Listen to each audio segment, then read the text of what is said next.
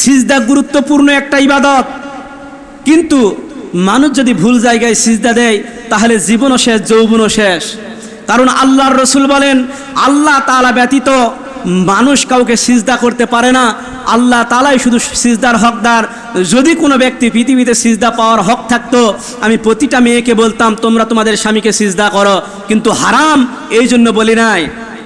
অনেকেই চিন্তা করবেন, যারা তরিকাপন্থী মানুষ আছেন তারা অনেকেই চিন্তা করেন যে তাদের হুজুর বলেছে সূরা ইউসুফের 100 নম্বর আয়াতে তো সিজদার কথা আছে, সূরা ইউসুফের 100 নম্বর আয়াতে যে সিজদার কথা আছে সেইটা বর্তমান সময়ের শরীয়ত নয়, এটা রহিত হয়ে গেছে।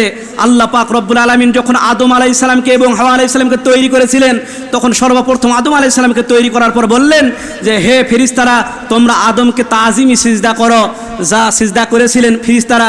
কিন্তু আজাজিল সিজদা না করার কারণে অভিশপ্ত ইবলিসে পরিণত হয়ে গেছে।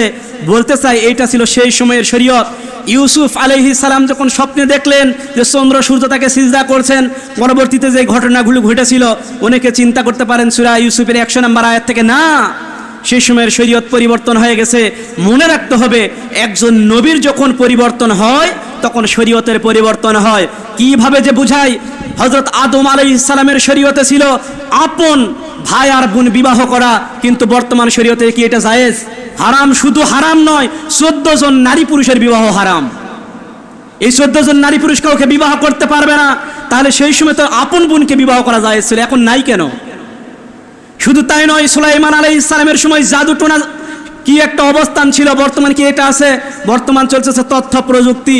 বলতে চাই যে আগের যুগে যে নবী এসেছিল, যে কিতাব এসেছিল, সেই সময়ের নবী, সেই সময়ের শরীয়ত, সেই সময়ের কিতাব সেখানে ছিল। চূড়ান্ত নবী মুহাম্মদ রাসূলুল্লাহ সাল্লাল্লাহু আলাইহি সাল্লাম যখন পৃথিবীতে এসেছে, তার ইসলাম, তার বিধান, তার শরীয়তই কিয়ামত পর্যন্ত চলবে, অন্য নবীরটা আর নয়।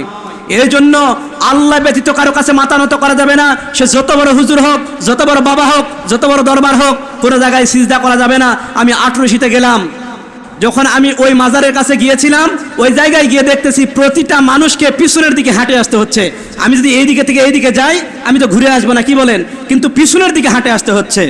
যখন আমাকে ঘুরে দিচ্ছিল, ওরা আবার ঘুরে দিচ্ছে, সেখানে লোক আছে, জুতা পায়ে দিয়ে ঢোকা যায় না, জুতা চেকিং করে করে খুলে দিচ্ছে, আর মানুষদেরকে এরকম পিছনের দিকে নিয়ে আসতেছে।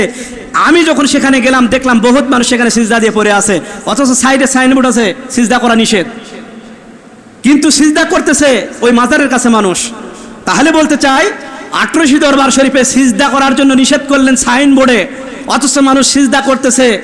আর জুতা ওরা মানে সেখানে গেটম্যান রাখছে, সিকিউরিটি গার্ড রাখছে, দারোয়ান রাখছে, জুতা খুলে খুলে নেওয়াচ্ছে, কিন্তু সিজদা করা থেকে বিরত রাখতে পারতেছে না। যখন গেলাম, আসার সময় দেখলাম মানুষকে ঘুরায় ঘুরায় দিচ্ছে, আমাকেও যখন ঘুরায় দিচ্ছে, আমার এই জায়গায় হাত দিয়েছে, আমি একটু বড় চোখ করে তার দিকে তাকালাম, তো আমার মাথায় বড় একটা টুপি ছিল, আর কিছু বলল না, কিন্তু সাধারণ মানুষ যে যাচ্ছে তাকে ঘুরায় ঘুরায় দিচ্ছে। এগুলো কি? এগুলো বেদাত, এগুলো করা যাবে না। এই জন্য আল্লাহ পাক রব্বুল আলামিন যেন আমাদেরকে কোরআন হাদিস বুঝে আমল করার তৌফিক দান করেন। আল্লাহ তাআলা বলছেন, ফাসআলু আহলাজ যিকরি ইন কুনতুম লা তা'লামুন বিল বায়িনাতি ওয়াজ জুবুর। হে পৃথিবীর অজানা মানুষ, তোমরা যা জানো না তা যারা জানেন তাদের কাছ থেকে জেনে নাও, যা জানবা বিল বায়িনাতি ওয়াজ জুবুর, দলিল আর প্রমাণ সহ জানো।